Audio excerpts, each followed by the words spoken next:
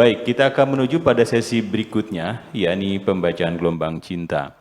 Dan gelombang cinta malam hari ini akan dibacakan oleh Vina Yunita dengan judul Kafilah Tetap Berlalu.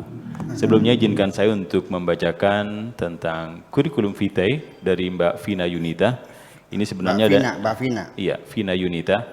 Ada 6 halaman kurikulum vitae, tapi saya akan coba saya ambil intinya saja.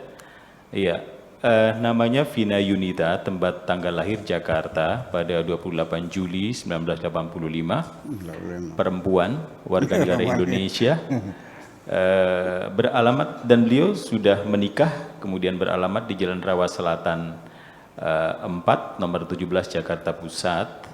Dan Mbak Vina ini mengenyam pendidikan di Universitas Islam Jakarta, jurusan Fakultas Hukum pada tahun 2011, kemudian SMA-nya di SMU Al-Masturiyah tahun 2000 sampai 2003 di pesantren, kemudian SMP di Budi Utomo pada tahun 97 sampai tahun 2000, kemudian primary school atau SD-nya di SD Sukamaju dari mulai tahun 91 sampai 1997.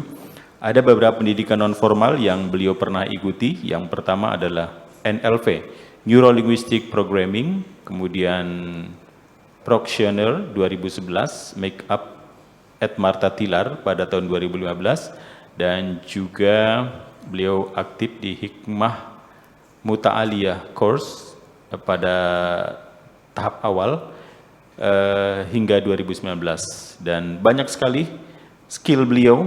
Ini kalau saya lihat marketing strategik, event creator, kemudian acting, make up, speaker NLP practitioner, dan juga presenting. Luar biasa. Baik, kalau saya baca menghabiskan waktu ini Mbak Vina. Oleh karena itu langsung saja ke Mbak Vina untuk membacakan gelombang cinta paham dengan judul Kafilah Tetap Berlalu. Silakan Mbak Vina. Ya, assalamualaikum warahmatullahi wabarakatuh. Buya dan pemirsa Wawina TV, insya Allah saya akan membacakan puisi dari Buya Syafwa. Kafilah tetap berlalu. Aku bukan pendendam. Sama sekali aku tidak punya maksud untuk membalas mata dengan mata dan hidung dibalas dengan hidung. Akan tetap berjalan bersama Kafilah.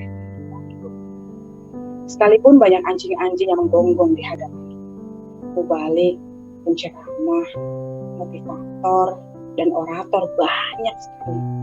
Termasuk karya-karya tulis mereka juga sangat banyak. Tetapi yang membaca sedikit sekali, yang paham lebih sedikit lagi, dan yang mengamalkan jarang terjadi. Oleh karena itu, keadaan seperti itu akhirnya lebih baik aku mengambil sikap tegas saja. Ketika terlalu banyak orang ada di sekitarku mengecewakan harapan-harapan yang kusimpan di dalam hatiku, maka tidak perlu ada usaha untuk mengembalikan kepercayaan kepada siapapun. Langsung saja menjadi kesimpulan yang permanen, yaitu dengan membangun percaya diri bahwa aku sanggup untuk terus hidup tanpa melibatkan mereka lagi. Untuk itu, wahai kekasihku, jangan terburu-buru menyanjung pagi cerah sebelum matahari tenggelam. Jangan tergopoh-gopoh dalam menilai gagasan yang sedang aku uji cobakan. Sebelum menjadi paradigma eksperimentalis. Kemudian lagi, wahai kekasihku, jangan terburu engkau menilai diriku sebagai orang munafik. Gara-gara aku menggunakan topeng. Tidak semua yang memakai topeng bermaksud bohong. Aku memakai topeng tidak punya maksud untuk mengelabui orang lain, tapi dengan sengaja untuk menutupi kesedihanku, supaya jangan ada orang lain yang tahu. Ketika engkau menangis, wahai kekasihku, percayalah, aku pasti ikut bersedih hati. Percayalah, aku pasti ikut bersedih hati, tetapi ketika aku menangis, sengaja aku sembunyikan supaya jangan ada orang yang bersedih hati. Hanya saja ke depan kita mesti berusaha untuk terhindar dari rasa kecewa di hati. Jangan terburu menganggap sahabat terhadap orang yang bertemu sekilas lintas tengah perjalanan, sehingga tidak dengan mudah kita menilai bahwa persahabatan mudah berubah. Kekecewaan itu memang datangnya belakangan. Maka tidak salah bila ada orang yang mengatakan bahwa kekecewaan itu sebenarnya adalah kesadaran akal yang datang terlambat. Kekecewaan itu munculnya harus di akhir. Sebab bila kekecewaan muncul di awal, maka dijamin manusia tidak akan melakukan kesalahan. Ketika aku ingin berbagi kebahagiaan atau berbagi pengalaman dengan siapapun, termasuk juga berbagi bersamamu, wahai kekasihku, seringkali aku dengan sengaja bersembunyi di balik tutup mulut. Manakala muncul kesadaran dalam diriku bahwa apa yang ingin aku jelaskan itu akan menemui jalan buntu, tidak akan dapat dipahami oleh siapapun. Untuk menghapus rasa dendam di hati terkadang lebih mudah daripada melupakan. Sekalipun memang manusia itu mudah lupa, tetapi banyak sekali manusia yang tidak mampu melupakan banyak hal yang seharusnya pasti dapat dilupakan. Persoalannya sangat sepele sekali. Waktu itu aku disuruh oleh bapakmu supaya bercermin dulu. Sebelum aku melangkah melamar dirimu, akhirnya aku turuti juga. Aku beli cermin banyak-banyak dan kupasang di setiap kamar. Sekarang, tolong sampaikan kepada bapakmu. Aku sudah bercermin.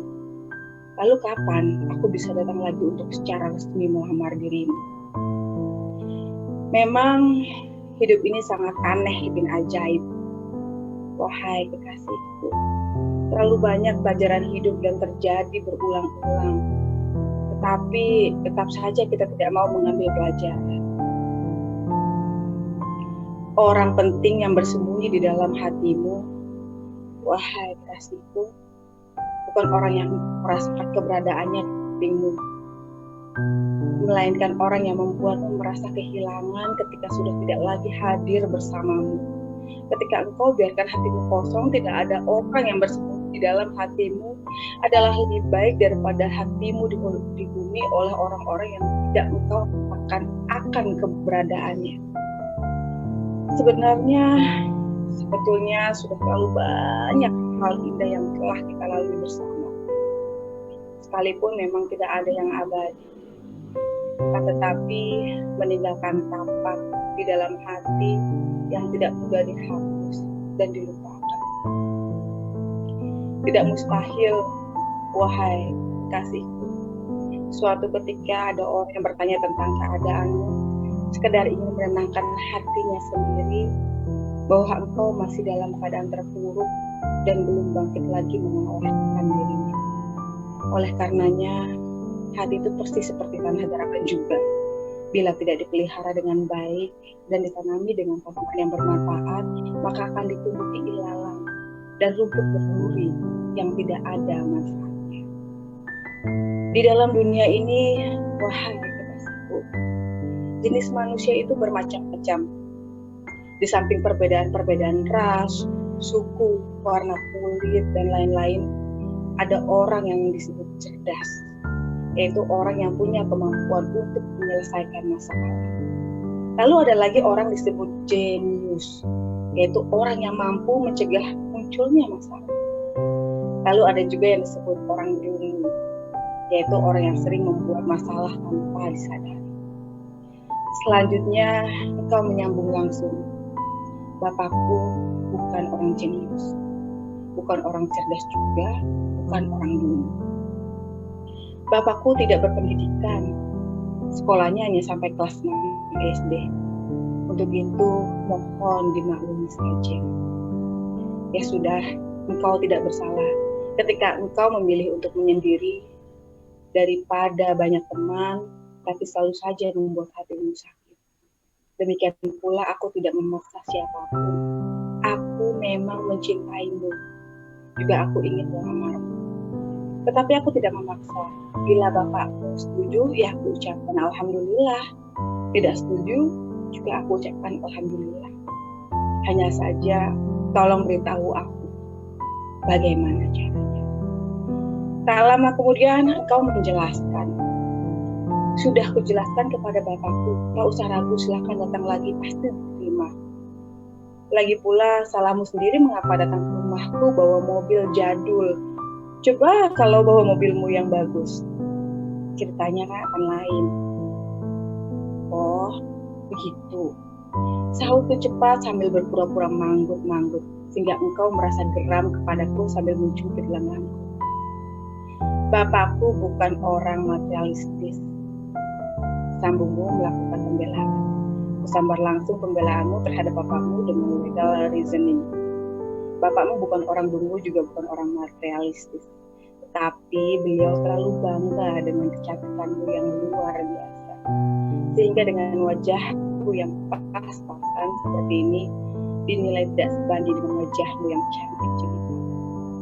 Argumentasiku seperti itu, membuat engkau tertawa terbahak-bahak sebagai tanda engkau setuju. Percayalah, wahai kekasihku, harta, kekayaan itu tidak pasti dapat menciptakan kebahagiaan. Hanya saja dapat memberikan kesempatan kepada kita untuk hidup menderita dengan cara glamor. Itulah sebabnya aku tidak merasa bangga dengan harta yang aku miliki.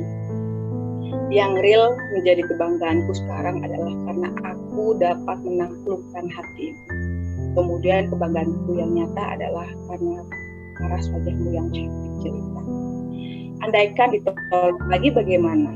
Tanyaku sambil lalu setengah bergurau. Ya enggak lah, pasmu singkat. Ya udah, sekarang saja bersama-sama menghadap Bapak sambil kupeluk pinggang.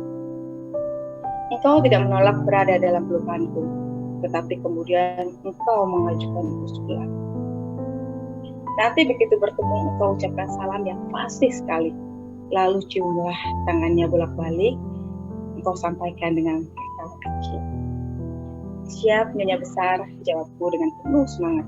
Sambil kupeluk pinggangmu semakin keras, kurasakan engkau agak menggelincang. Indramayu, 10 Januari 2021, Abdul Syakur Yassin. Salam.